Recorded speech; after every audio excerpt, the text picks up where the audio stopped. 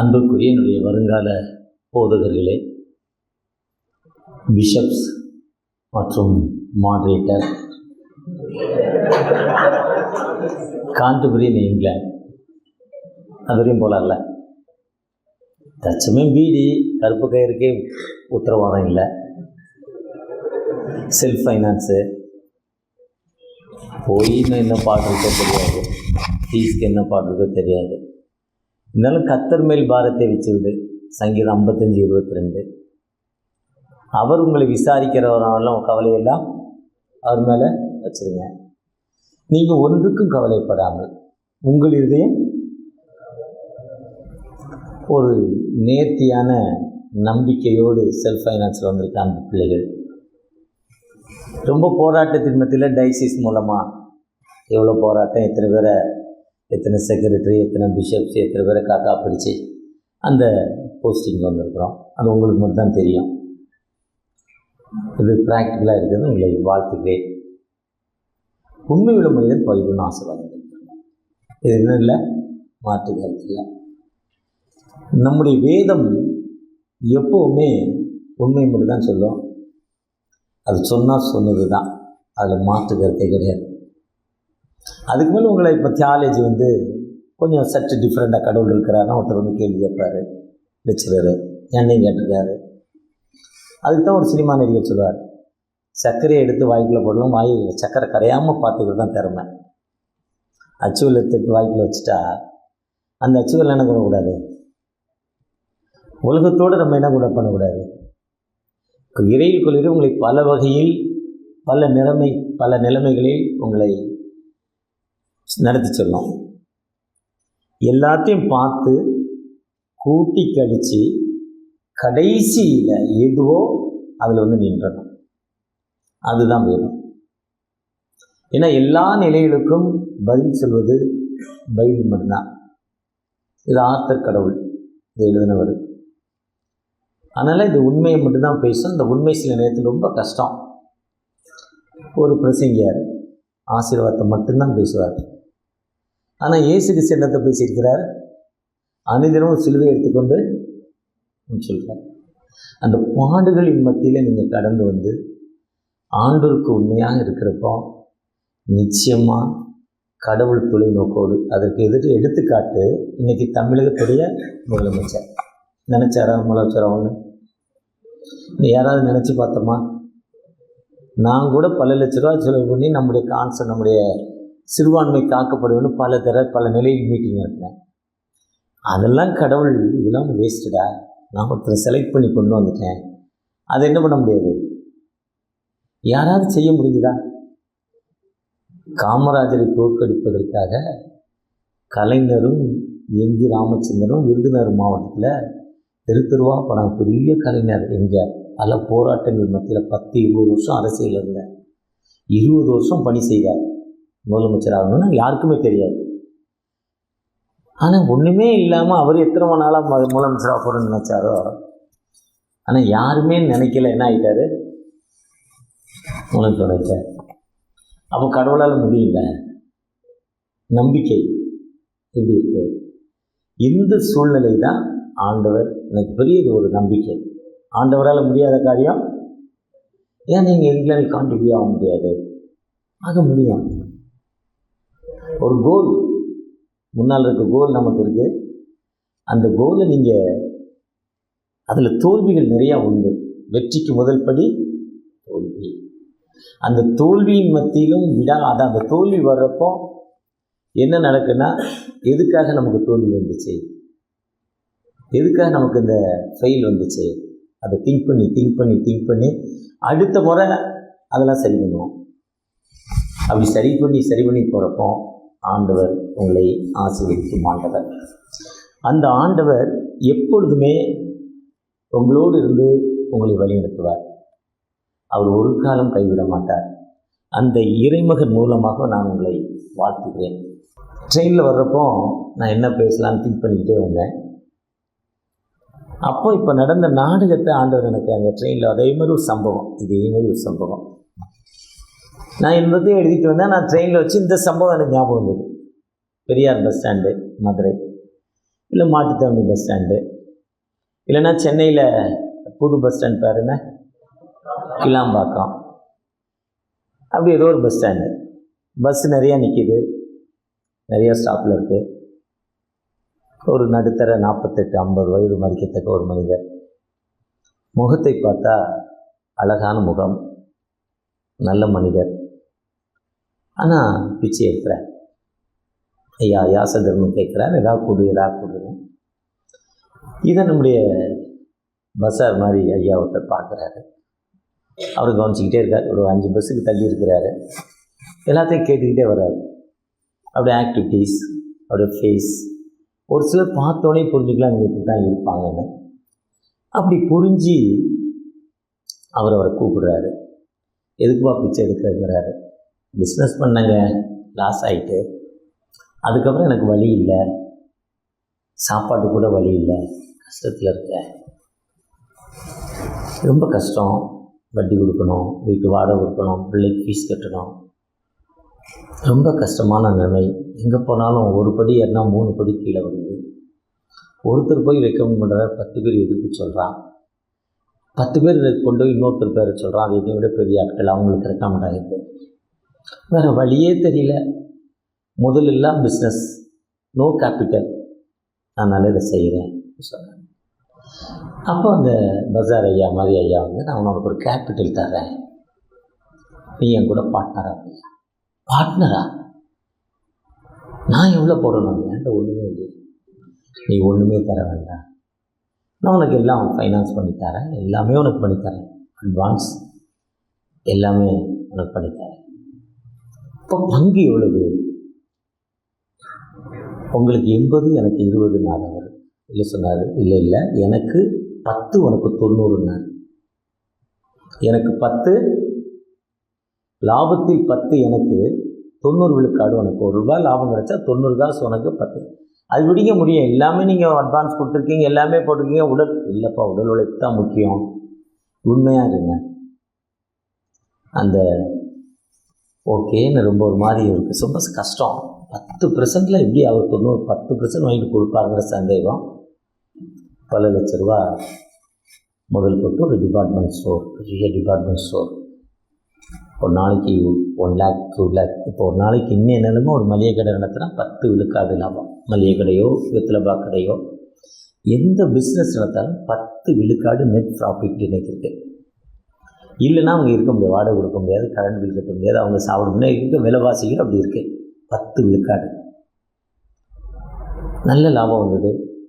ஐயோ எனக்கு உதவி செய்யறன்னு முதல் மாதம் வந்தோன்னே 90 விழுக்காடு கொடுத்துட்டாரு. பல வருடங்கள் உடுந்து போயிடுச்சு. இப்போ நடத்துகிறவர் நல்ல வசதியாகிட்டார், ஹைஃபை ஆகிட்டார். இப்போ அவரோட மனதில் என்ன நினைவு வந்துச்சுன்னா, எதுக்கு நம்ம ஒரு 10 விழுக்காடு கொடுக்கணும்? அவர் போட்டதோ 5 கோடி, இத்தனை வருஷம் ஓடி நம்ம 10 கோடி அவருக்கு கொடுத்துட்டோம். இனிமேல் நம்ம அவருக்கு கொடுக்கணுமா? இனிமேல் நம்ம அவருக்கு மனசு. இது யாரு? இதுதான் ஏவாளுக்கு வந்த பாவம். பார்ப்பதற்கு அழகு, பளபளப்பு, ஆண்டுடைய வார்த்தைக்கு செவி கொடுக்கவில்லை. To not obey to the Lord's word. எரேமியா 7:23, கர்த்தருடைய வார்த்தைக்கு செவி கொடுங்கள். எசேக்கியேல் சொல்கிறாரு, நிறைய இடத்துல சொல்கிறார். கொஞ்சம் கொஞ்சமாக மாறிச்சு. ஒரு நாள், ஒரு மாதம், அடுத்த மாதம் தர்றீங்க, இந்த மாதம் உங்களுக்கு கஷ்டமாக இருக்குனார் 10 விழுக்காடை. அப்படியே கொஞ்சம் கொஞ்சமாக தரல, மறுத்துட்டார். முடியாது, நீ என்ன கொண்டுமோ பண்ணிக்க. இதே தான் ஒவ்வொரு மனிதனும் நாம் செய்து கொண்டிருக்கிறோம். 1 லட்சம் பேரில் காலைல அந்த குருவானோடு பேசி கொண்டு வந்தேன். 10,000 பேரில் 1 லட்சம் பேரில் நம்ம ஒருத்தர் ஐயராகிறோம். சமூகத்தில் மரியாதை, கருப்பு கயிறு, வெள்ளாங்கி, முதல் சாப்பாடு, முதல் வரவேற்பு, ஆல்ட்ருக்குள்ளே இடம், ஆல்ட்ருக்குள்ளே போனோன்னா கல்யாணத்தில் பிரசங்கம், அதில் கல்யாணத்தில் பொண்ணு மாப்பிள்ளைக்கு எடுத்து கொடுக்குறது, எதுக்கு போனாலும் முதல் இடம். ஒரு 25 வருஷத்துக்கு முன்னால் எங்கே இருந்தோம்? கிடைக்குமாங்கிறது ஒரு ஏக்கத்தோடு இருந்தோம். ஏக்கத்தோடு இருந்த நமக்கு அது கிடைச்சிருச்சு. ஆனால் கிடைச்ச பிறகு என்ன நோக்கத்தோடு இந்த 1 லட்சம் பேரில் நம்மளை செலக்ட் பண்ணி கொண்டு வந்தாருங்கிற நோக்கத்தை நம்ம என்ன பண்ணிடுறோம்? ஃபர்கெட். மறந்து போகிறோம். யார் மறக்கலையோ அவங்கள கடவுள் மறக்கவே இல்லை. என்னுடைய 66 வயதில் என்னுடைய ப்ராக்டிக்கல் லைஃப்பில் எவன் உண்மையாக இருந்தானோ அவன் வாழ்க்கையில் நல்லா இருக்கான். எவன் ஃப்ராடுத்தனம் பண்ணானோ நல்லா இருக்க மாதிரி தோன்றும். ஆனால் உலக பிரகாரமாக எத்தனை வியாதி, எவ்வளோ துன்பம், மரண படுக்கையிலே சரி, சம்பாதித்த பணம் உனக்கு எந்த வகையிலும் உதவாமல் அவன் கஷ்டப்பட்டு விடுவான். இதுதான் வேதம். அதுதான் கர்த்தருடைய வேதம் குறைவற்றதும் ஆத்துமாவை உயிர்ப்பிக்கிறதுமாய் காணப்படுகிறது. கர்த்தருடைய வேதம் பூமியும் நிறைவும், அந்த நிறைவுன்னு 24 சொல்லிட்டு 3 சொல்வார். தூய்மையை பற்றி பேசுவார் 24, திருப்பாடல் 24:3. இப்போ ஆண்டுடைய வேதத்தின்படி நம்மை ஒவ்வொரு நாளும் புதுப்பித்து கொள்ள வேண்டும். ஒரு நாள் என்ன பண்ணணும்? எப்படி காலையில் எழுந்து ப்ரெஷ் பண்ணி குளித்து ஷாம்பு போட்டு குளித்து, பெண்கள்லாம் அழகாக முடி அவுத்து விட்டுட்டு, கொஞ்சம் இந்த மாதிரி வயசானவங்கன்னா டை போட்டு எப்படி ஃப்ரெஷ்ஷப் ஆகி வர்றோம். கொஞ்சம் பவுட்ரு போட்டு, என் கூட வந்த ஐயர் எனக்கு நல்ல ஷாம்பு விட்டு மொத்த கொஞ்சம் கழுவிட்டு வாயா எண்ணெய் வடிதுன்னு சொன்னார். இதே மாதிரி நம்ம என்ன பண்ணணும்? முதலாவது தினமும் நம்ம சோதித்து பார்க்க வேண்டும். தினமும் நம்மளை சோதித்து பார்த்து ஆண்டவருடைய சத்தத்திற்கு நம்ம சரியாக செவி கொடுத்துருக்கோமா? கர்த்தருடைய வேதத்திற்கு நாம் சரியாக செவி சாச்சிருக்கோமா? சரியாக நம்ம பயன்படுத்தியிருக்கிறோமா? அந்த வார்த்தைக்கு நம்ம உபயோக பண்ணியிருக்கோமா? நேற்று பர்ணபாவுடைய திருநாள். பர்ணபாபா ஆதி கிறிஸ்தவர் என்ன பண்ணார்? முதலாவது சொத்துக்களை கொண்டாந்து எங்கே வச்சிட்டாரு? அப்போஸ்தலர் பாதத்தில் வச்சிட்டார்ல. கவலைப்படவே இல்லை, போய்கிட்டே இருக்கிறார். அப்போ நாம் அப்படி ஆண்டுடைய சித்தத்துக்கு ஒப்பு கொடுக்கிற மக்களாய் காணப்படுகிறோமா? ஆண்டுடைய வார்த்தைக்கு நாம் கீழ்ப்படிந்து எல்லா நிலையிலும் நீங்கள் அவரை உயர்த்தி எல்லா நிலையிலும் தினமும் நம்ம சோதிக்கணும். ஒருவேளை இப்போ இதில் ஒரு 1, 2, 3, 4 ஒரு 60 பேர் 70 பேர் இருக்கீங்க. இது எல்லாத்துக்கும் எடுப்படாது. நம்ம ஒன்றும் பெரிய பிசிஎஸ்ஸு ரெவரண்ட் திலக் வெஸ்ட் தாம்பரத்தில் இருக்கார். இங்கே ஃபைனல் இயர் ஸ்டூடெண்ட்டு. அவருக்கு ஃபைனல் இயர் எக்ஸாம் நடக்குது. எனக்கு பிசிஎஸ் எக்ஸாமு. ஒரு நாள் ராத்திரி தான் சொல்லி கொடுத்தார். ஐசக் கதிர்வேல் வேலூர் பேராயத்துடைய ஒரு துணைவியார் நான்சி அம்மா தான் என்னை கொண்டாந்து சேர்த்தாங்க. மெட்ராஸ்காரங்க உதவி செய்யலை. என்னோட வந்திருக்க என்னுடைய குருவானவர் ஃப்ரீடி பாஸ்கரனும் விபி ஜெயசீலநாதிக்கும் லெட்டர் கொடுத்துட்டாங்க பிசி சார். அதுக்கப்புறம் தான் அவங்க சேர் பண்ணிட்டாங்க. ஒரு நாள் ராத்திரி தான் கிளாஸ் சொல்லி கொடுத்தாரு. 4 கொஸ்டின் வச்சு 60 மார்க் பாஸ் பண்ணிட்டேன். கேட்டது 2 மணி நேரத்தில் கேட்டது தான். இதுதான் இறையில் இவ்வளோதான்.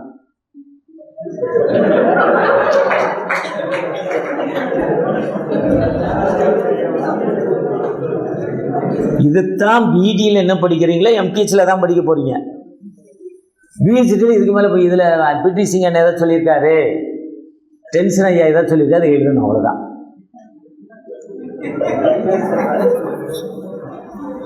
ஆனால் நம்முடைய லைஃப் எப்படி இருக்கு?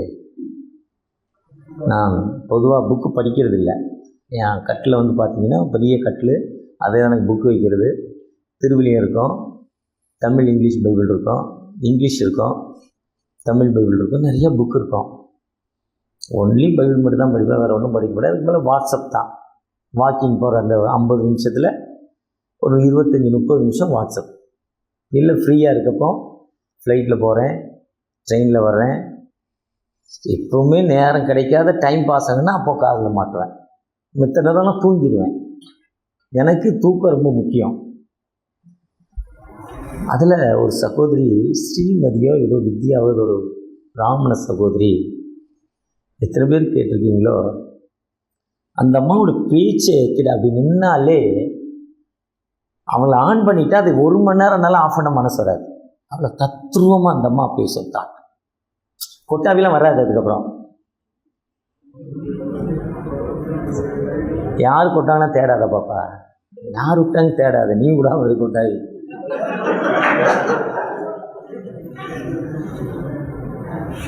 அந்த அம்மா ஒரு வாட்ஸ்அப்பில் ஒரு அம்மா சொல்லிச்சு, சமத்துவம் கதை.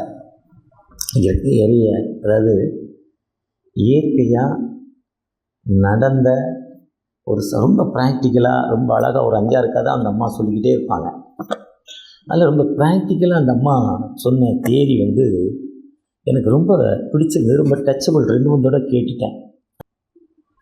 நல்ல ஓட்டப்பந்தய வீரர், ஸ்கூலில் ஃபஸ்ட்டு, அடுத்து அந்த ஏரியாவில் உள்ள ஸ்கூலில் ஃபஸ்ட்டு, அடுத்து அந்த தாலுக்கில் ஃபஸ்ட்டு, அடுத்து அந்த டிஸ்ட்ரிக்டில் ஃபஸ்ட்டு. வந்தாலே அந்த கிரவுண்டில் கர ஒலிக்கும். இறையில் படிச்சுட்டு போனோடனே நல்ல பிரசங்கம் பண்ணுவாங்க, ரொம்ப ப்ரிப்பேர்டாக இருப்பாங்க. இந்த மெசேஜ் ரொம்ப ஆர்வமாக இருக்கும். நல்லா பேசுகிறார் ஐயர். ஆனால் ஒரு 10 வருஷம் கழித்து அது பெரிய அரசியலாக மாறி 10 வருஷத்துக்கு முன்னால் பண்ண மெசேஜே பேசிக்கிட்டு இருப்போம். அந்த பேப்பரை எடுத்து காட்டிக்கிட்டு இருப்போம். கருத்துக்கள் எப்போவுமே அதாவது புதுசாக இருக்கணும். ஒரு பையன், ஒரு வாத்தியார் ஸ்கூலில் கம்பராமாயணம் நடத்திக்கிட்டு இருக்காரு. இந்த கதைக்குள்ளே 100 கதை வந்துருச்சு. கம்பராமாயணம் நடத்திட்டு இருக்காரு. நடத்தி முடிச்சுக்கிட்டு இருக்க போது அவர் கேள்வி கேட்குறார், வில்ல உடைச்சது யார்? வில்ல உடைச்சது ஒரு பையன். அந்த தம்பி ரொம்ப ரசனையாக இருக்கார். வர மாதிரி ஒருத்தர் எழுப்பி யார் போட்டேன்? சத்தியமாக நான் உடைக்கலை சார்ன்ட்டார். என்னைய போய் கேட்க என்ன செய்கிறது நியாயம்? உண்மையான ஒரு ஸ்டூடெண்ட்டு. அவர் கோவம் வந்துச்சு. அவரை கூட்டிகிட்டு நேரே பிரின்சிபல்ட்டு வந்தார். பிரின்சிபல் சார், அவன் நல்ல பையன், அவங்க அப்பா ரொம்ப தர்மமான ஆள், அவரும் உடைக்கலைங்க. அவர் சொல்லிட்டார். இன்னும் அந்த வந்த வாத்தியார் டென்ஷன் ஆகி டிஓட்ட கூப்பிட்டு போனார். டிஓ சொன்னார், டேபிள் பெஞ்சை உடைக்காமல் பார்த்துக்கூடா, வில்ல உடைச்சது ஏண்டையா பற்றி கவலைப்பட்டேன் அவரும் சொல்லிட்டார். இப்போ இதுக்கு மேலே யார்ட்டையும் அப்ளிகேஷன் போட முடியாது. ரொம்ப கோவப்பட்டு வீட்டுக்கு போய் சாப்பிடல, காஃபி சாப்பிடல, ரொம்ப வருத்தமாக இருக்கார். மனைவி என்னையா ஆச்சுன்னு கேட்குறாங்க. இதே மாதிரி வில்ல உடைச்சது யாருன்னு கேட்டேன். அவன் நான் உடைக்கலைங்கிறான். ஹெட்மாஸ்டர் அவங்க அப்பாவும் உடைக்கலைங்கிறாரு. டிஓட்ட போனால் டேபிள் சேர் உடைக்காமல் பார்த்துக்கூடாங்கிறாரு. சொன்னேன், உனக்கு தெரியாதா? அந்த கூத்தில் பக்கத்து விட்டு முனிசாமி தாண்ட உடைச்சேன், அது உனக்கு தெரியாதான்னு அந்த அம்மா சொல்லிச்சு. இது காமெடியாக இருந்து எல்லோரும் சிரிச்சுக்கிட்டே இருந்தாங்க. முடிஞ்சிச்சு. கிளாஸுக்கு போகிறார். ஒரே ஒரு பையன் மட்டும் பின்னாலேருந்து சிரிச்சுக்கிட்டே இருக்கான். ரொம்ப நேரமாக சிரிக்கிறான். இவர் பார்த்துட்டு, என்னடா நீ சிரிக்கிற கேட்குறார். கிளாஸ் முடிஞ்சு போச்சு, காமெடி முடிஞ்சு போச்சு, என்னடா சிரிக்கிற? அது ஒன்றும் இல்லை சார்னா திரும்ப திரும்ப சிரிக்கிறான். என்னென்னா, அது ஒன்றும் இல்லை, எங்கள் அண்ணன் சொல்லிவிட்டான், இந்த வாத்தியார் உன் கிளாஸுக்கு வருவார், இந்த கதையை தான் சொல்லுவார் பாருன்னா, அதுதான் சிரிச்சுக்கிட்டே இருக்கு. அப்போ சர்ச்சில் போய் இதே மெசேஜை சொன்னால் மக்கள் விடுவிப்பாங்க. புது நீங்கள் பைபிளை எப்போ திருப்பினாலும் புது கருத்துக்கள் நம்மோடு. அதில் எரேமியா 33:5-6 2 வசனங்களை வாசித்தேன். 4 மணிக்கு எழுந்தேன். 1 நிமிஷம் 2 நிமிஷம் வாசித்தேன். 1 நிமிஷம் 2 நிமிஷம் ஜெபம் பண்ணேன். ரொம்ப ஸ்பீடாக குளிச்சுட்டு ட்ரெயினுக்கு கிளம்பினேன். அதுக்கப்புறம் ட்ரெயினில் அந்த வசனத்தை என் செல்லிருந்து வாசித்தேன். என்ன ஒரு புதுமையான மொழியாய், ஒரு புதிய திருப்பமாய் வேதம், அப்படிப்பட்ட வேதம். இதே மாதிரி தான் அந்த பையனுடைய வாழ்த்துக்களை எல்லாரும் சொல்கிறாங்க. நம்ம நடத்துகிற கிளாஸ் டீச்சர் மட்டும் என்கரேஜ் பண்ணலை, கை தட்டலை. அந்த பையன் போய், டீச்சர் எல்லாரும் என்னை வாழ்த்துறாங்க, நான் ஓடுறேன், ஆனால் நீங்கள் மட்டும் ஏன் டீச்சர் என்னை வாழ்த்தலை? திரும்ப திரும்ப கேட்குறான், ஏன் நீங்கள் என்னை வாழ்த்தலை? அந்த டீச்சருக்கு எனக்கு ரொம்ப பிடிக்கும். அந்த டீச்சருக்கு ரொம்ப பிடிக்கும், அந்த ஆசிரியரை ரொம்ப ரொம்ப பிடிக்கும். அவன் திரும்ப திரும்ப கேட்குறப்போ அந்த ஆசிரியர் சொல்கிறாங்க, நாளைக்கு வா, நான் உனக்கு காரணம் சொல்கிறேன். நாளைக்கு வர்றாங்க. 92 வயது ஒரு தாத்தா, 90 வயது ஒரு பாட்டி. 2 பேரையும் பிடிச்சு வச்சு இவங்க கூட நீ ஓட்டப்பந்தயத்தில் ஜெயிச்சிருன்னு அனுப்புகிறாங்க. ஓகே, அப்போ நீங்கள் கை தட்டுங்கன்னு ரெடி 1 2 3 சொல்லியாச்சு. இவன் குடுகுடுன்னு ஓடி எல்லையை தொட்டுட்டான். இப்போ பாட்டி காலவே நீ எடுத்து என்ன பண்ணலை, ஆரம்பிக்கலை. எல்லாரும் கைத்தட்டின மக்கள் அமைதியாக இருக்காங்க. எனக்கு ஒன்றுமே புரியல. தாத்தா அப்போ தான் அசைகிறாரு. அப்போ என்ன சொல்கிறாரு, நீ இந்த பாட்டி இந்த அத்தாவையும் கூட கூட்டிக்கிட்டு அவங்க கூட என்ன பண்ணணும், நடக்கணும். அதுதான் வாழ்க்கை, அதுதான் மினிஸ்ட்ரி, அதுதான் பொறுப்பு. இன்னைக்கு எவ்வளோ பின்தங்கின மக்கள் இந்தியாவில் வாழ்ந்து கொண்டிருக்காங்க. ஒடியாவுக்கு போனீங்கன்னா, நான் என்எம்எஸ் சார்பாக என்எம்எஸ்ல இப்போ ட்ரெஷராக இருக்கிறேன். நான் ஐஎம்எஸ்ல 6 வருஷம் பிரசிடண்டாக இருந்தேன். இந்தியா முழுவதும் எல்லா மாநிலங்களும் கிராமத்துக்கு போயிட்டு வந்துட்டேன். ஒரு நாள் இரவு பயணம், நானும் என் துணைவியாரும். இந்தியாவிலே வாகன வசதி ரொம்ப கடந்த நாட்களில் ஒரு 3 மாதம் மேலே செல்லில் வந்துச்சு, வாட்ஸ்அப்பில். குறைவான பஸ், குறைவான பள்ளி, வளர்ச்சி இல்லாத மாநிலம். ஆனால் இந்தியாவில் மத மாற்ற தடை சட்டம் 1974 முதல்ல வந்துச்சு. ஒடிஷா தான் 1974. இன்றைக்கும் மிஷினரிகள் தாக்கப்படுறாங்க. யூபியில் போனீங்கன்னா ஐஎம்எஸ்ஸுடைய மிஷினரி, தமிழ் மிஷினரிலாம் இந்த வருஷம் அனுப்பலை. இப்போ அனுப்பலைங்கிறார் ஜிஎஸ். தமிழ் மிஷினரிகளை எந்த அடுத்த மாநிலத்து மிஷினரின்னு சொன்னால் அவனை அடிக்கிறாங்க, ஜெயிலில் போட்டுறாங்க. ஜெயிலில் போட்டது மட்டும் இல்லை, அவன் கேஸ் வரும் அன்னைக்கு ஜட்ஜி வந்து அவனுக்கு ஆர்டர் கொடுக்கணும், அன்றைக்கி ஜட்ஜி லீவ் போட்டுருவார். இப்படியே ஒரு 6 மாதம் 1 வருஷம் ஓட்டிடுறாங்க. அன்னைக்கு பார்த்த ஜட்ஜி லீவ் போட்டுருவார்.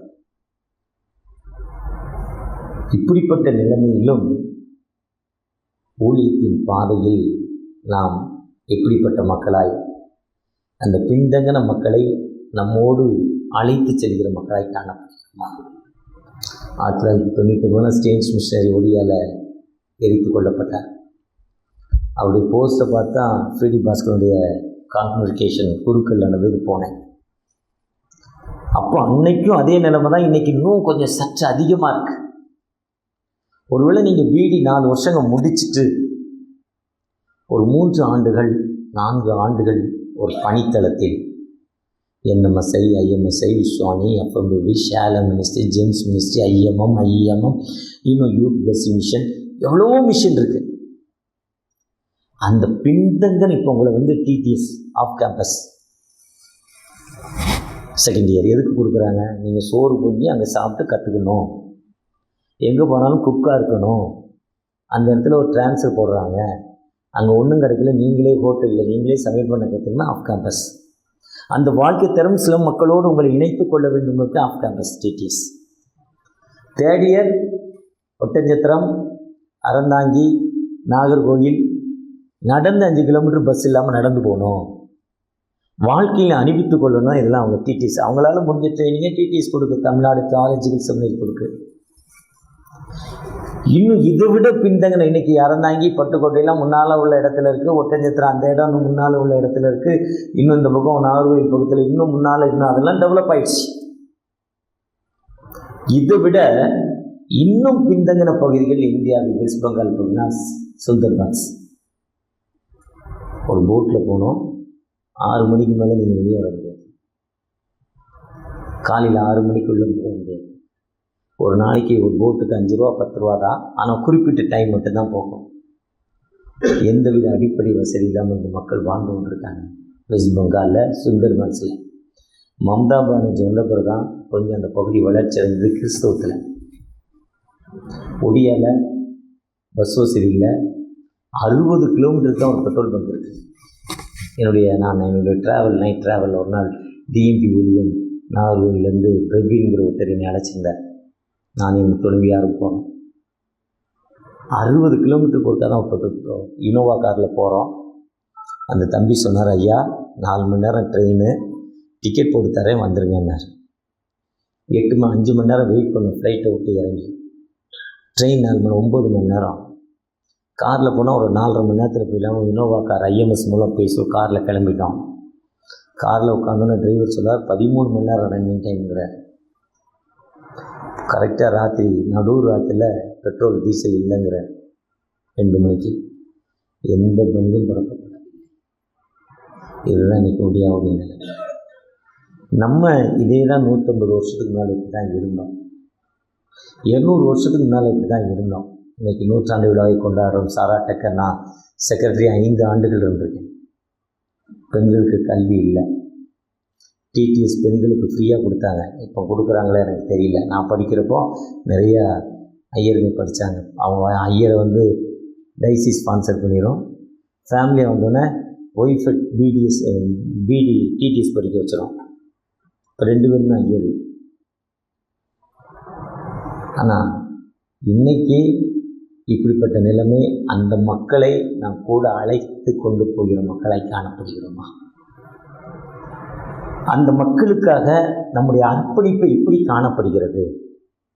அந்த மக்களுக்காக நம்முடைய தேவைகள் எப்படி? அதுதான் அந்த ஏசாயா 33:6 சொல்கிறாரு, பூர்ண ரட்சிப்புங்கிறார். ஞானமும் அறிவும் உன் காலங்களுடைய உறுதியாக இருக்கும், கர்த்தருக்கு பயப்படுதலை பொக்கிஷங்கிறார். கர்த்தருக்கு பயப்படுதல் தான் fear of the Lord of his treasury. நம்ம கர்த்தருக்கு பயந்தன்னா மத்தேயு 28:15 மார்க்கு 16:15 லூக்கா 24:47 யோவான் 20:21 லூக்கா 10ஆம் அதிகாரத்தில் சொன்ன பிரகாரமாய் அறுப்பு மிகுதி வேலையாட்களோ கொஞ்சம். அறுவடைக்கு வீடு முடித்த உடனே பெரிய கோயிலில் போய் நிறைய அறுவடை பண்ணணும்னு நிறைய பேர் நினைக்கிறோம். காலையில் நாங்கள் பேசிக்கிட்டு வரப்போ இந்த கோயிலுக்கு இவர் வந்திருக்கிறாரு, நல்ல அறுவடை அவருக்கு. அந்த அறுவடையை ஆண்டவர் சொல்லலை. அந்த அறுவடையை ஆண்டவர் சொல்லலை. நாம் உண்மையாகவே அப்படிப்பட்ட ஒரு தூர பார்வையோடு போகிறப்போ உங்களுக்கு எந்த குறையும் இல்லாமல் ஆண்டவர். ஒருவேளை பிஷப் மாடரேட் ஆகுதுன்னா ஒரு டைசிஸ்க்கு ஒரு பிஷப் தான், 25 டைசிஸ்க்கு ஒரு மாடரேட்டர் தான். நான் எப்படி ஆக முடியும் நீங்கள் கேட்கலாம். ஏஜி மோகன் அது நான் 10 ரூபா சைக்கிளில் தான் ஓட்டினார். சைக்கிள் தண்டையார்பேட்டிலேருந்து மவுண்ட் ரோடு வரையும் சைக்கிளில் போனாள். இன்றைக்கி போட்டுக்கொண்டு ஷூவோடைய விலை இஏக்கு போனீங்கன்னா சென்னையில் இஏன்னு ஒன்று இருக்குது, தமிழ் விஸ்ரீ கோயில் பக்கத்தில், விபி கோயில் பக்கத்தில் 7 ரோடு சேர்கிற இடம். சுரண்டையிலுக்கு போனேன், செருப்பு போட்டு போனேன், அசிங்கமாக தான் ஷூ கேட்டேன், 800 ரூபான்னாரு ஒரு கடைக்கார். பேட்டா ஷூ ஒழுங்காக சொல்லியா, பக்கத்தில் சைபர் 800 தான் நினச்சிங்க, 500 600 கொடுங்கங்கிறார். நல்லா கேளுங்கிறேன். அதே ஷூ இஏல 8000 ரூபா, 8000 ருபீஸ் அதே ஷூ தான். ஆனால் நாம் ஆண்டோருக்காக அப்படி ஒன்றுமே இல்லாமல் போன ஏஜி மோகன் இன்றைக்கி அவருடைய ஷூ 28,000 ரூபா, போட்டிருக்க பெக்ஸ் 2.5 லட்சம் ரூபா, போட்டிருக்க காரோடைய விலை 1.5 கோடியோ 2 கோடியோ இப்போ. ஆனால் எங்கள் ஸ்கூலில் சர்ச் நடத்த வந்து இடம் கேட்குறாரு, டேனியல் மெட்ரிகுலேஷன் பொறுப்புப்பேட்டையில். அந்த வாட்ச்மேன் கேட் திறக்கலை, இல்லை வாட்ச்மேன் அந்த காரை அப்படி விட்டுட்டாரு. அந்த ஸ்லம் ஏரியாவுக்குள்ளே பொறுப்புப்பேட்டையா கொசுப்பேட்டையான்னு சொல்லுவாங்க. முன்னால் ஜெயலலிதா அம்மாங்க முதலமைச்சர் அப்புறம் கொசு இல்லாமல் ஆக்கிட்டாங்க அந்த 6 மாதத்தில். அந்த ஸ்லம்குள்ளே அந்த மக்களுக்கு போய் காசு சொன்னார். கொடுத்த வேலை என்ன பண்ணார்? அது ஒன்று தான். அவர் போடுற ஷூவோடைய விலை, அவர் போடுற கண்ணாடிய விலை.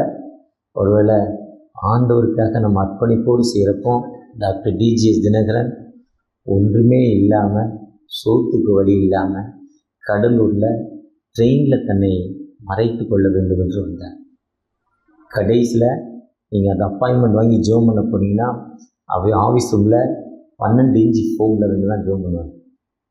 செருப்பு இல்லாமல் நடந்தவர்கள் கடவுள் எந்த அளவுக்கு போய்கிட்டா இருப்பாருங்க. உயரத்துக்கு அவர் உயர்ந்தவராக இருந்தாரோ அதுதான் 33 ஆச்சு. அவர் உயர்ந்தவர். அந்த உயர்ந்த இதுதான் இல்லை நம்முடைய அர்ப்பணிப்பு. நீங்கள் எப்படி உங்களுடைய தூர பார்வை, வருங்காலத்தில் நான் இதை ஒரு தலைவராகணும்னு தூர பார்வையோடு ஓடுறோம், பேனலே வராமல் போயிடுறாங்க. யார் நான் பிஷப்புன்னு நினைக்கிறேன், அவன் என்ன பண்ணுறதில்ல, நான் தான் அந்த தோரணம் வந்துடும், அந்த ஷோல்ட்ரு, அந்த நடை, அந்த ஸ்கெத்து கூட சொல்லு அப்படி பார்க்குறது. நீங்கள் பிஷப்ஸ் வரப்போ பாருங்கள், அவங்க வர்றப்போ பிஷப்ஸ் வரப்போ பாருங்கள், அவங்க பார்த்து அப்படி பார்த்து இதே மாதிரி தான் நம்ம ஆகணும்னு நினைக்கிறோம். எங்கே வர்றதில்லை, பேனலே வர்றதில்லை. அது பின்னால் ஆலின் அக்காவுக்கு தெரியும் யாரை சொல்கிறீங்க.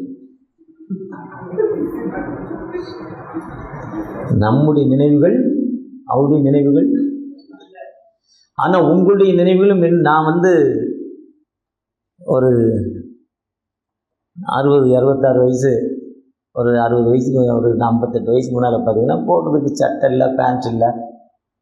முதல்ல 12th 11th படிக்கிறவங்க எனக்கு பேண்ட்டு கிடையாது. 11th படிக்கிற வரையும் காக்கி ட்ரௌசர், ரெண்டு காக்கி ட்ரௌசரு, 3 வெள்ளை சட்டை, இதுதான் எனக்கு இருந்துச்சு. வேறு ஒன்றுமே இல்லை. கலர் சட்டை கூட கிடையாது.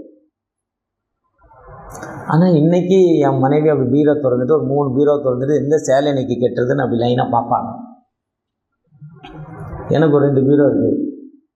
இன்னொரு வீட்டுக்குள்ளே போனால் பொது துணியாக கிடக்கு. ஏன் இந்த நிலைமை உங்களுக்கு வருமா வராத? எப்போ வரும்னா, அந்த பையன் நடக்க முடியாத அந்த பாட்டியை, தாத்தாவை காலை எடுத்து வச்சாங்க. அவங்க கூட நடந்து போனாங்க. நடக்க முடியாதவர்களை தன் கரங்கள் பிடித்து அழைத்து கொண்டு போய் அந்த எல்லையில் விட்ட பொழுது அங்கே இருக்க கரங்கள் கைத்தட்டிச்சு. அப்போ தான் அந்த டீச்சர் கைத்தட்டிச்சா, இதுதான் உங்களை ஆண்டவர் 1,00,000 பேரில் ஒருத்தராக செலக்ட் பண்ணியிருக்கிறார். உங்கள் வீட்டு பக்கத்தில் 1,00,000 பேரில் நீங்கள் ஒரு தனிப்பட்ட நபராய். எங்கள் வீட்டில் எங்கள் அண்ணன் டாக்டர் ஜெய்சிங் திருநெல்வேலியில் டே செக்ரட்டரி. முன்னால் எந்த கோயிலுக்கு போனாலும் ஒரு பேர் எழுதியிருக்கோம், கோபுரத்தி நாயகன் வாங்க. ஏதோ சொல்லுவான், துட்டு வாங்குறதுக்கு எதாவது சொல்லுவான். நம்ம ஏமாந்து கொடுத்துக்கிட்டே இருக்கோம், அது வேற.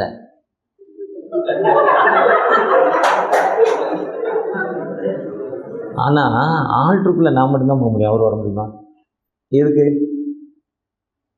அங்கி, இந்த அங்கி இருக்குதான். அங்கிலாம் ஆல்ட்ருக்குள்ளே விடுவாங்களா? அதுதான் ஒரு சகோதரி குருக்களில் இருக்காங்க, எப்படியாவது கருப்பு கை வாங்கி கொடுத்துருக்கேன். இந்த கருப்பு கைக்கு எவ்வளோ மரியாதை பற்றிக்க. அவரெல்லாம் ஆல்ட்ருக்குள்ளே விட மாட்டாங்க. அப்போ நீங்கள் எவ்வளோ பெரிய ஆட்கள், எவ்வளோ மரியாதை. இந்த கருப்பு கயிறு எனக்கு கிடைச்சது பெரிய ரகசியம். நான் கப்பரர், நிறைய ஐயர் ஃப்ரெண்டு, ஏதோ ஒரு வகையில் ஃப்ரெண்ட் ஆயிடுவாங்க. கப்பரர் அந்த கோயிலில் மட்டும்தான் அங்கி போடணும், வேறு எங்கேயும் போடக்கூடாது. எனக்கு தெரியாது, சட்டம் சொல்லிக் கொடுக்கல. அங்கி போட்டு விட்டோடு ஃப்ரீ தான். அவர் சொல்லியிருக்கலாம், இங்கே மட்டும்தான் அங்கி போடணும், வேறு எங்கேயும் அங்கி போடணும்னு அவரும் சொல்லலை. நானும் எல்லா கோயிலும் அங்கி போட்டேன், ஒருத்தரும் சொல்லலை. ஒருத்தர் டிஎல்சி சர்ச்சுக்கு போயிருந்தேன், அருள்சந்திரன் ஐயர். அந்த அருள்நாதர் சர்ச்சுக்குள்ளே ஸ்டோல் இல்லாமல் ஃபுல் பிட்டில் இருந்தால் மக்கள் பரலோகத்துக்கு போக மாட்டான். அப்போ எனக்கு ஸ்டோல் இல்லை, கருப்பு வெள்ளை கயிறு. கப்பேறங்க ஒன்றும் கிடையாது. ஐயர் தலையில் கை வச்சிருக்காரு, அவ்வளோதான். ஐயர் வைக்கணும்னா எனக்கு பிஷப் சகாயம் ஐயா தலையில் கை வச்சார். நம்ம சூழ்நிலை டக்குன்னு பார்த்தாரு, நான் உனக்கு ஆர்டினேஷன், அவர் ஸ்டோல் அவுத்து கொடுத்து ஏகான்ட்டார். நடந்த சம்பவம். போன டிஎல்சி கிளச் ரிட்ரீட்டில் சொல்லிட்டேன் இதை. ஏன்னா அவர் ரிட்டையர்ட் ஆகிட்டனால பிஷப் வர ஒன்றும் பண்ண முடியாது, அதையும் சொல்லிட்டேன். எதாவது பண்ண முடியுமா? அக்கா நீங்கள் ஏஎல்சியா டிஎல்சியா? ALC DLC. அந்த ரிட்ரீட் பீச்சில் நடந்த ரிட்ரீட்டில் சொல்லிட்டேன் போன வருஷம். ஐயர் நினச்சா என்னன்னாலும் பண்ணலாம் தெரியுமா? ஃபுல் பிட்டில் ஏற்றலாம், ஆன்லைனில் உங்களுக்கு மெசேஜ் தரலாம். ஐயர் நினைக்காம என்ன பண்ண முடியாது? பண்ண முடியுமா? அப்போ நம்ம எவ்வளோ ஒரு விஐபியாக, வெரி இம்பார்ட்டன்ட் பர்சனாக, விவிஐபி எவ்வளோ இம்பார்ட்டண்ட் ஆகிட்டோம். அதுக்கு கொடுத்த லைஃப் முக்கியமான பேசிக் என்னென்னா, சிறியவனுக்கு எதை செய்தாயோ எனக்கு செய்தாய். உங்களுடைய உள் மனதில். அதுக்காக கோயிலில் பணக்காரன் எடுத்துட்டு நீங்கள் வாழ முடியாது. காலையில் ட்ரெயினில் இருக்கிறோம், ஐயத்தை மதுரைட்ட பேசுகிறேன், போதகர் ஐயா வந்திருக்கேன்பாங்க மதுரைக்காரங்க. அவங்க போனால் திருநெல்வேலி தூத்துக்குடி போனால் அயர்வாள் வந்திருக்காங்கன்னுவாங்க. நார்வேல் போனால் பாஸ்டர் வந்திருக்கேன்பாங்க. வேலூர் போனால் ஐயரை அப்படிதான் கூடுவாங்க. சென்னையில் ஐயா தோற்றம். அந்த ஐயர் போன வாரம் என்னை ஒரு மீட்டிங் புக் பண்ணுறார், இந்த வாரம் ட்ரான்ஸ்ஃபர். சும்மா ஜஸ்ட்டாக ஃபோன் பண்ணுறேன், ஐயா என்னை மாற்றிட்டாங்கங்க, உனக்கு யார் யார் சொன்னாங்க, ஐயோ சும்மா ஃபோன் பண்ணேன்ப்பா, உனக்கு ட்ரெயினில் வந்து உங்கள் ஊர் பக்கத்தில் வரீங்க, அங்கே இருக்க ப்ரெஷரை போட்டு கொடுத்து நீ தூக்கி விட்டா ஐயா. அப்போ பணக்காரனை எடுத்துகிட்டே என்ன பண்ண முடியாது, வாழ முடியாது. அதுக்காக ஏழை என்ன பண்ணக்கூடாது, கைவிடக்கூடாது. நமக்கு கொடுத்த அந்த பொறுப்புகளில் காலங்களில் நம் ஆண்டவருக்கு எந்த அளவுக்கு உண்மையும் உத்தமமாக இருக்கிறோமோ அதுதான் நெகேமியா இதை சொல்கிறாரு. ஊர் என்னும் கல்தேர் பட்டணத்திலிருந்து அவனை அழைத்தது வந்து அவன் மனம் உண்மையுள்ளதென்று ஆண்டவர் அவனோடு இருந்தார். தானியேல் சொல்கிறாரு, உமக்கு முன்பாக நான் நீதிகேடு செய்ததில்லை, குற்றமற்ற ஐ எம் இன்னோசென்ட்ங்கிறார் தானியேல். பவுலடிகள் சொல்றார், கடைசியாக சகோதரரே உண்மையுள்ளவைகளோ ஒழுக்கம் உள்ளவைகளோ. நீதிமொழிகள் சொல்றார், உண்மையுள்ள மனிதன் பரிபூர்ண ஆசீர்வாதம் இருக்கிறார். கடவுள் நம்மை அழைத்ததில் அந்த ட்ரூத், அந்த உண்மை நம்மகிட்ட இருக்கணும். நான் ஐயா பேசினா இப்போ 100 நெட்லோட் டவுன்லோட் பண்ணி ஒரு 110 புத்தகத்தை படிச்சுட்டு வந்து ஆத்தர் அவர் அப்படி பேசுவார். நமக்கு அப்படி தெரியல, நம்ம அந்தளவுக்கு படிப்பு இல்லை, நம்ம ஒரு கை நாட்டு. நான் என் மேரேஜுக்கு முன்னால் வெறும் எஸ்எஸ்எல்சி, அதுக்கப்புறம் டிகிரி வேணும்னு ஒருத்தட்ட 1000 ரூபா 2000 ரூபா தரேன், எவ்வளோ நாள் இந்த 2000 ரூபா இல்லை எவ்வளோ நாள் தரேன், காமராஜர் ஒரு எம்ஏ துட்டு கொடுக்குறாங்களே அதை வாங்கி கொடுங்க, ஒரு பேப்பர் கொடுக்காங்களே அதை வாங்கி கொடுங்க. எங்கள் போடியில் இருக்கார், மதுரையில் இருந்தார், காமராஜ் யூனிவர்சிட்டியில் ஓய்வாக இருந்தார். அந்த அண்ணன் சொன்னார், வேண்டாண்ணே நான் உங்களுக்கு ஏற்பாடு பண்ணேன், காந்தியன் பேட் வாங்கி கொடுத்தார். எது அதை போய் படித்தோடனே எம்ஏ முடிச்சிட்டேன். கதை தானே, கதை எழுத தெரியணும் அவ்வளோதான். அதை முடித்தோடனே சமயமும் ரிலீஜன் பிலாசபி படிக்கணும்னு ஒரு ஆசை வந்துடுச்சு. அங்கே இன்னும் காந்தி சமயத்தை பற்றி சொல்கிறப்போ கிறிஸ்தவம் இப்படிப்பட்ட சமயம் சொல்கிற அந்த சமயம் தத்துவம் படிக்கிறப்பவே ஏன் நம்ம பைபிளை வேகமாக படிக்கக்கூடாது, அதுக்கே நம்ம டிடிஎஸ் போகக்கூடாதுன்னு என்ன வந்துச்சு. அப்போ தான் நான்சி அக்கா மூலம் இங்கே வந்தேன். இதை படித்து முடித்து ஆன்லேஷன் வாங்கன்னு என்ன வரல. அவர் எல்லா கோயிலுக்கும் அங்கி போட்டோம் பார்த்தீங்களா, ஒரு குறிப்பிட்ட நபர் கோயிலில் போய் அங்கி போட்டேன். அவர் கொஞ்சம் வெறி, என வெறி, மொழி வெறி, பல வெறி, அங்கி அவுட்றான்ட்டார், போட்ட அங்கி அவுட்றான்ட்டார். நான் ஒரு மாதிரி ஆகிட்டேன். அந்த பொண்ணு வீட்டுக்காரன் சொல்கிறான், நீ ஐயர், அவருக்கு தெரியல நான் கப்பாருன்னு, நீ அங்கி போட்டு தான் அவனையா நான் பார்க்குறேன் அவனாங்கிறாரு. இனி அவக்க சொல்லிட்டான்னு சொல்ல முடியுமா, கீழே விழுந்தாலும் மீசல் மண் ஓட்டலன்னு ஒரு மாதிரி வந்துட்டேன். அப்போ என் மனசுக்குள்ளே நீயா ஆன்மீஷன் வாங்கக்கூடாது. சென்னையில் போய் கேட்டேன், திருநெல்வேலி காணிக்கெலாம் அங்கே கொடுக்குறதுல போயிட்டு வாங்கிட்டார், பொடி விற்கிறவனுக்கெல்லாம் கொடுக்குறதுல போயிட்டு வாங்கிட்டார். அவருக்கு ரொம்ப க்ளோஸ்டான ஆட்கள் போய் கேட்டாங்க. அவர் அப்படி சொன்னால் தட்ட மாட்டாங்க, அப்படி ஆட்கள்லாம் போய் கேட்டாங்க. ஒரு வீட்டில் ஒருத்தர் 8-9 போஸ்டிங் வாங்கியிருக்காரு அவர் காலத்தில், வருஷத்துக்கு 3 போஸ்டிங் வாங்குவார். அவர் க்ளோஸ்ட். அவர் போய் சொல்கிறாரு, தோத்திரம் நீ போயிட்டு வந்துட்டார், சென்னை பிஷப் தேவசிராய ஐயா. அப்போ தான் திருநெல்வேலி போனேன். இளஞ்சி காலேஜில் பிஎட் காலேஜில் நான் secretary, TDTA TDS Daniel Rajammal கல்வியியல் கல்லூரி நான் செக்ரட்டரி. பிஷப்பை பார்க்கணும், அங்கே அந்த பிளைண்ட் ஸ்கூலுக்குள்ளே பிஷப் இருக்கிறான்னு சொல்கிறாங்க, அங்கே போகிறேன். அங்கே ஆர்டினேஷன் ஃபங்க்ஷனு. அப்போது நம்ம அக்காவுடைய ஃப்ரெண்டு ஃபைனல் இயர், அதுக்கு டீக்கனுக்கு ரிட்ரீட் நடக்குது. அப்போ அவர்கிட்ட இந்த கேக்கு கேட்ட மாதிரி எனக்கு ஒரு ஆர்டினேஷன் தரக்கூடாதான்னு அவர் சொன்னால் போன வாரமே சொல்லியிருக்கலாமே சேர்த்துருப்பாங்களான்னார். ஆனால் அடுத்த ட்ரிப் அவரால் முடியல. ஏன்னா நான் ஏஎல்சி கன்ஃபர்மேஷன், அது சிஎஸ்சி செல்லாது. இங்கே பிஷப் தலையில் வைக்கிறது தான் பரலோகத்துக்கு போக முடியும், டிஎல்சியில் ஐயர் கை வச்சாலே பரலோகத்துக்கு போயிடலாம். இப்படிலாம் ஏமாத்துறாங்கப்பா. இதை ஏதாவது ஐயர் கேட்டால் அவன் சட்டையை ஊற்றி விட்டுருவாங்க. இதை கூட சென்னை யாராவது எடுத்துக்கொண்டே காட்டான்னு ஒத்துருவாங்க நம்மளை. அவன் கவலை இல்லை, கர்த்தரை நம்பி இருக்கிறவன் பிழைப்பான். அதை சொல்லிவிட்டு அவர் 2 வருஷம் விட்டுட்டார். அப்புறம் கிராமத்தில் கொண்டு போய் எனக்கு கன்ஃபர்மேஷன் கொடுத்தார், கிராமம் டீக்கன் கொடுத்தார். அடுத்த வருஷம் ரெஸ்பெக்ட் கொடுக்கணும். திருநெல்வேலியில் பெரிய சண்டை ஆரம்பிச்சிட்டு நடத்த முடியல. அப்போ ஓமனே வந்து என் தலையில் கை வச்சார். கப்பருக்கு ஒரு பிஷப் தலையில் கை வச்சார். நான் ரெவரண்டு ரெஸ்பெக்டாருக்கு ஒரு மாடரேட் வந்து என் தலையில் கை வச்சார். பொதுவேளை இது நமக்கு ஒரு சித்தமானால் யாரும் உங்களை என்ன பண்ண முடியாது, தடை பண்ண முடியாது. இப்போ நமக்கு கொடுக்கப்பட்ட வாய்ப்பை இப்போ சொல்லுவார் பிஷப், அண்ணே பெரிய போராட்டம் உனக்கு பிடிக்காரேன்னா, நான் துட்டு வாங்கிட்டேன்னா, நான் கொடுத்தேன்.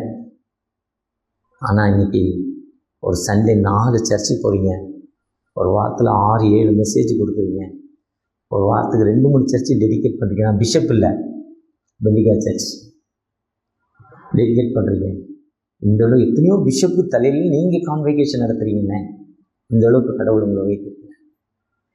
பொதுவாக கடவுள் நம்மை உயர்த்தும்னு நினச்சா கிடைச்ச வேலையில் நம்மளோடு இருக்கும் ஏழைகளை நாம் பராமரிக்கிற மக்களை காண முடியுமா? தடா பகுதியில் சென்னை பேராய்ப்பு மிஷனரிகளோடு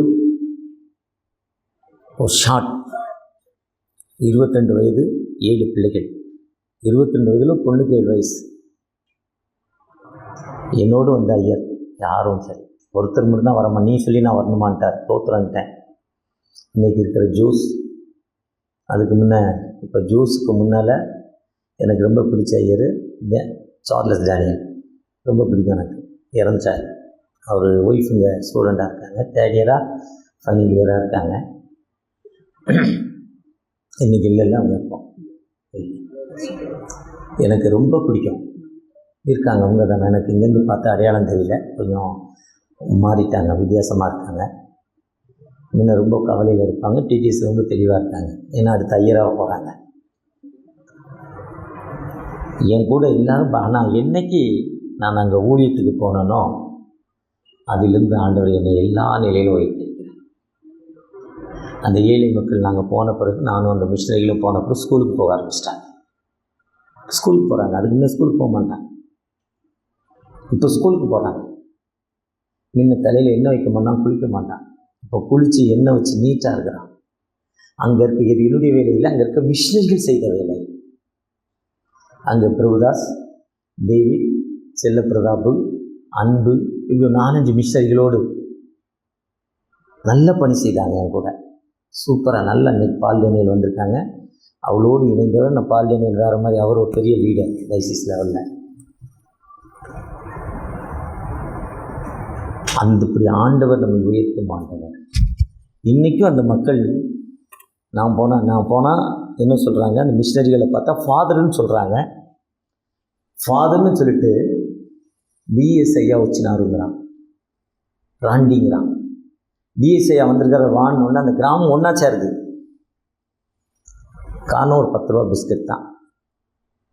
அந்தளவுக்கு அந்த மிஷனரிகள் வேலை செய்கிறாங்க. நீங்கள் நான் கொடுத்த வேலையும் அப்படிப்பட்ட அர்ப்பணிப்போடு இருக்கிறதாலும் கர்த்தர் உயர்ந்தவர், அவர் உன்னதத்தில் வாசமாக இருக்கிறார். அவர் சீயோனை நியாயத்தினாலும் நீதியினாலும் நிரப்புகிறார், ஃபுல் பண்ணுறார். நியாயத்தினாலும் நீதியினால் நம்ம சரியாக வேலை செய்கிறப்போ ஆண்டவர் நம்மை எல்லா நிலையிலும் உயர்த்தும் ஆண்டவர், எல்லா நிலையிலும் வழிநடத்தும் ஆண்டவர். அந்த ஆண்டவற்றை நீங்கள் நானும் எப்படிப்பட்ட மக்களை காண முடியும்? அந்த ஆண்டவருக்கு நாம் உண்மையான ஒரு அர்ப்பணிப்புள்ள மக்களை காண முடியுமா? வாழ்க்கை என்பது போராட்டம் தான். அந்த போராட்டத்தின் மத்தியில் தான் நாம் கடந்து செல்ல வேண்டும். நிறைய பேருக்கு, ஒரு சிலருக்கு இன்னும், ஒரு தம்பி போன வருஷம் ஃபோன் பண்ணேன், ஐயா எக்ஸாம் எழுத விடலை, பணம் இல்லை கொடுங்கிறார். அவர் ஃபோன் பண்ணுறாரு, பக்கத்தில் பஜார் இருக்கார், பக்கத்தில் டென்ஷன் ஐயா இருக்கார். உடனே கேட்குறேன், ஐயா ஃபீஸ்லாம் கட்டிட்டாரேங்கிற. அப்படிப்பட்ட நிலைமை இருக்கக்கூடாது, அந்த நிலைமை இருக்கக்கூடாது. இன்னும் நான் நிறைய பேருக்கு ஹெல்ப் பண்ணேன் டிடிஎஸில். இப்போ நிறைய பேருக்கு யாருக்கும் கொடுக்கறதில்ல. ஒரு பாப்பா ஃபோன் பண்ணாங்க, ஐயா நீங்கள் இறக்கப்பட்டு கொடுக்குறீங்க, அக்கௌண்ட்டில் பேலன்ஸ் வச்சுருக்கணும் கேட்டான், இல்லாதவனும் கேட்டான், அதனால் பார்த்து செய்யுங்கன்னு. எந்த யாருன்னே தெரியாது, ஒரு சகோதரி 4-5 வருஷத்துக்கு முன்னால். அதுக்கப்புறம் டைரெக்டாக கான்ட்ரிபியூட் யாருக்குமே பண்ணுறதில்ல, இல்லைன்னு சொல்லிடுவேன். ஒரே வார்த்தை, படிக்க போகிற துட்டு இல்லாமல் ஏன் படிக்க போகிற, போகாது. துட்டு இருந்தால் படிக்கப்போம். ஊழியங்கிறதுக்கு பல வழி இருக்குவா, நான் சொல்கிறேன். நாம் உண்மையாகவே இந்த உங்களை ஒரு டெவலப் பண்ணுறதுக்காக முதல் நாள் பிஷப் பேசியிருக்காங்க. அடுத்து தூத்துக்குடியில் வருங்கால பிஷப் தாமஸ் அண்ணன் பேசியிருக்காரு. இன்றைக்கி ஒரு பிஸ்னஸ் மேனை கொண்டு வந்து விட்டுட்டாரு. இதெல்லாம் நம்முடைய ப்ரொமோஷன், நம்முடைய டெவலப்மெண்ட். நம்ம ஆண்டவருக்காக எப்படிப்பட்ட அர்ப்பணிப்போடு கடந்து போகிறோங்கிறது தான் முக்கியம். கடவுளுடைய சன்னிதானத்தில் உண்மையாக போகிறப்போ, உண்மையாக செயல்படுறப்போ உங்களை எல்லா நிலையிலும் உயர்த்துமான், உங்களுடைய தேவைகளை சந்திக்குமான். இன்றைக்கி டயசிஸ் லெவலில் கடந்த நாளில் ஒரு முடிக்க போகிறேன். ஒரு ஐயர் ஃபோன் பண்ணுறார். இவங்களுக்கு சொந்தக்காராக இருக்கும், இல்லை உங்கள் ஊருக்காரரு. 15 பேர் பழைய குரூப்பில் பந்தாவாக இருக்கிறார். இப்போ வந்த குரூப் அவரை லெவல்லேருந்து 55 கிலோமீட்டர் மேலே போகணும். ஒரு டீ கூட கிடைக்காது, மாற்றிட்டாங்க. டீ கூட கிடைக்காத ராஜாவாக இருக்கிறார், கம்பீரமாக இருக்கிறார். அவர் இருக்கிற இடத்துலேருந்து 5 மணி நேரம் ட்ராவல் பண்ணுறார். ஒரு சர்வீஸில் 6 ஃபேமிலியாக, ஒரு சர்வீஸில் 11 ஃபேமிலியாக. 1 லிட்டர் பெட்ரோல் 150 ரூபாய்க்கு தான் விற்கிறான். எந்த வித வருமானம் இல்லாமல் வாழ்ந்து கொண்டிருக்கேங்கிறார். ஆனால் எதுக்கு இப்படி மாற்றினாருன்னா, என்னையே நான் பேசிக்கிட்டு இருக்கப்போ இதே மாதிரி யார்ட்டா கேட்பேன். ஒரு காலத்தில் ராஜாவாக வாழ்ந்தாருங்க, இன்றைக்கி எங்கிட்டார். அதனால் மனிதனுக்கு எந்த விதத்திலும் பூஜா தூக்காதீங்க. உபயோகிப்புகள் கடவுளுக்கு மட்டும் கீழ்ப்படிந்து வாழுங்கள். கர்த்தர் உங்களை எல்லா நிலையிலும் உயர்த்துவார். அதுக்கேற்ற காலங்களில் சகாயம் ஐயா போயிட்டாங்க, சாஜீவன் உள்ள வரணும். 1 வருஷம் மாடரேட் இருக்கார். அன்றைக்கி ஆர்டினேஷனுக்காக காத்திருந்தா ஒரு 50 பேருக்கு சென்னையில் கிடச்சிருச்சு. சேர்க்கவே மாட்டேனார். அது 67 வரையும் தானே, 65 வரையும் தானே. அந்த காலத்தை கடவுள் உருவாக்கிட்டார்ல. இப்போ ஜாஜீவன் ஐயாவுக்கும் இப்போ இருக்க ஃபால்ராஜ் ஐயாவுக்கும் இடையில ஒரு வருஷம் ஓடிச்சு. எத்தனை பேர் உள்ளே வந்துட்டாங்க. அப்போ அந்த நிலைமை கடவுள் உருவாக்கிட்டார்ல. அப்போ நம்ம யார் சார்ந்திருக்கணும்? நீங்கள் உண்மையாக உங்கள் மனதளவில். அதுக்காக நம்முடைய பேராயரோ நம்முடைய ஆஃபீஸர்ஸோ வரப்போ தோத்திரங்களோன்னா முடிச்சிட்டாங்க கதையை. அது வேறு, அதுதான் கிறிஸ்தவம். அவங்களுக்கு தோத்திரம் சொல்லிடுங்க. ஆனால் கடவுள் உள்மனதிலிருந்து இங்கே ஆண்டவரை மட்டும் பாருங்கள். அவர் உயர்ந்தவர், உன்னதத்தில் வாசமாயிருக்கிறார். அவர் நியாயத்தினாலும் நீதியினாலும் நிறைவேற்றும் ஆண்டவர். அந்த ஆண்டவர் நம்மோடு கடந்து வந்திருக்கிறார். அந்த ஆண்டவற்றை பூரண ரட்சிப்பும் ஞானமும் அறிவும் காலங்களுடைய உறுதியாக இருக்கும்.